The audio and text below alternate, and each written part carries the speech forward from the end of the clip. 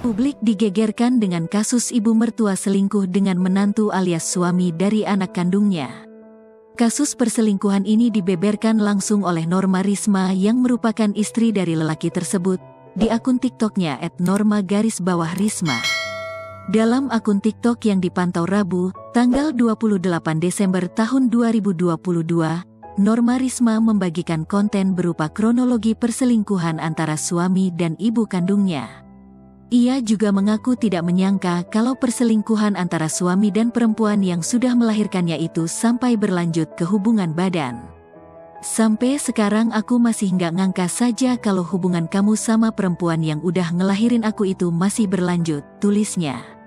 Lebih lanjut, Norma Risma juga membeberkan bahwa saat kepergok oleh warga tengah berhubungan badan dengan sang ibu mertua, suaminya itu memilih langsung kabur.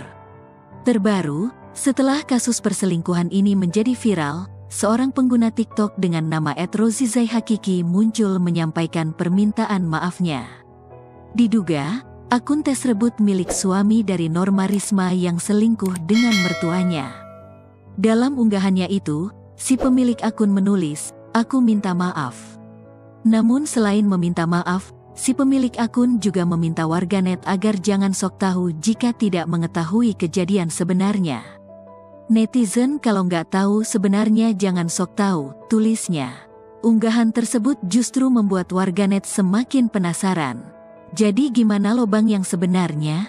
Ayo cerita sini, balas warganet. Sayang mertua boleh, tapi nggak gitu juga sayangnya, kata warganet yang lain. Terbaru, dalam unggahan lainnya lelaki itu juga menulis, "Tolong masalah ini jangan dibesar-besarkan lagi, semua sudah berlalu. Saya akui saya bersalah, saya hilaf atas semua hal bodoh yang pernah saya lakukan. Tidak perlu diviralkan, kami sudah berpisah sejak bulan kemarin. Biarlah ini menjadi pelajaran bagi saya ke depannya.